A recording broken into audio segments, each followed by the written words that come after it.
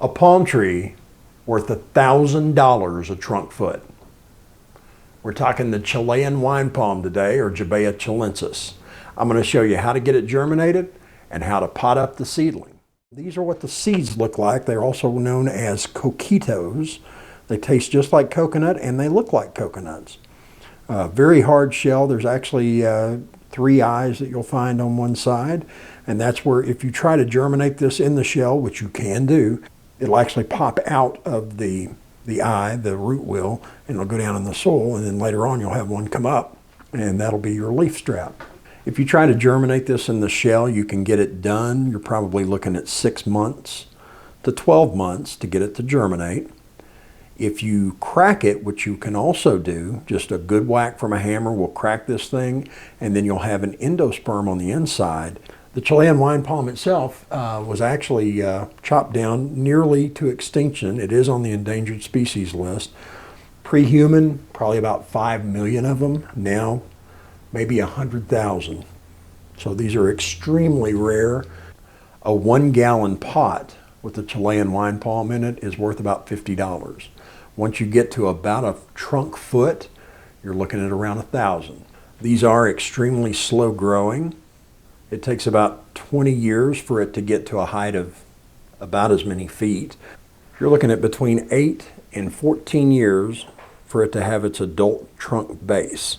And it'll probably be 7 to 10 feet tall, maybe 14 feet tall after 15 years or so. So you're looking at about 35 to 60 years for it to get 26 feet tall or higher. It'll grow up to about 60 to 80 feet. But you're looking at almost a lifetime to get it to full maturity. This is a palm tree that will leave you a legacy if you decide to take it up. So I actually got these in back in November of 2019, and I cracked some of them and I left the others in shells. What I planted them in was long fibered sphagnum moss. The long fibered sphagnum moss works really well at keeping the seeds moist and then allowing those roots to go down and take hold. So I'm about 9 months in now, and I'm actually starting to get some of the hard shells to germinate. On the cracked endosperm, I started getting germination on those after 2 months, which is incredible with Jubaeas. These are in the shell and they have germinated. They started popping out about 4 weeks ago. I planted these in the sphagnum moss on November 29th, all of these as a matter of fact. I got them in from rarepalmseeds.com. A highly reputable site. Don't ever buy your seeds on Amazon.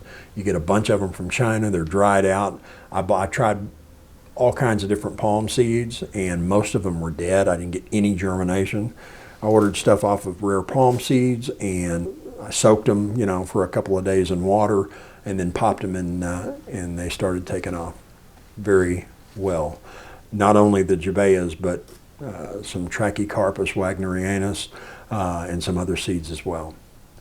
So let's take a look in here and see what we've got to pot up. Oh, look at that. Actually, let that one go a little bit too long. Before we go out to the greenhouse, when you go out to eat and you get large drinks, these are actually perfect for potting up palms because palms want to send their roots down deep. You can spend a lot of money on stewie pots, but if you're going out to eat anyway, get the large size drinks. They're solid, they're nice and deep. Little plug there. Drill 4 holes in the bottom, and now I'm going to show you what to do next. One thing your Chilean Wine Palm is going to need is good drainage. So get yourself some hydroponic clay pebbles. I've got some here. I've got a little bit left in this bag, so I'm just going to pour it in. About that much. I'll rinse it off a little. This right here is a 50-50 mix of moisture control potting soil and perlite. I also mixed in a little azomite rock dust with the glacial minerals in there. And we're going to pack it in. I make my cups out here in the greenhouse and then I go back in there and I'll show you how I carefully remove the seedlings, because if you break a root, you're done. Before I take them in, I also wet the soil really well, let water drain through it. That way it's not dry. I'm not going to dehydrate the roots that way. Okay, so earlier I told you if we break a root on one of these, we're done. It's over. So what we've got to do is we've got to be very careful, because if those roots have massed up into this long fibered stuff, because it's all tangled up, if we pull too hard on it, we could break the root. So here's what I'm going to do. I've got some water up here. I'm going to bring it down, and I'm just going to thoroughly water in this area right here. All the areas where that root could be, because it may have flailed out and gone all over the place. I've left this one a little bit too long. As you can see, it's already shooting up real big. So the next thing I'm going to do is I'm going to take this long fibered moss and kind of get it out of the way here. We're going to gently bring it in a little closer here. I got a little stuff growing in there too. That's not good.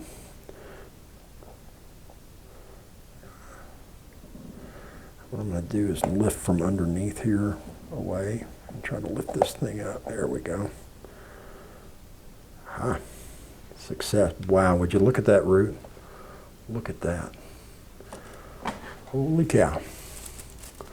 That's nice. I'm not going to try to get all of this stuff off, because I'll just leave it in there, and if I can get it off, it'll make it easier to put down in the soil. Look at that root. Now ideally you want this planted straight down. You want the root to go down. What I may do is put it in like this and then let this part grow up towards the sun.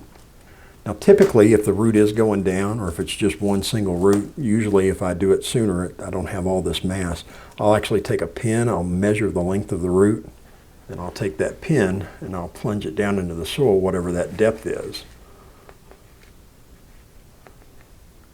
That way I don't have a lot of open air underneath the root system.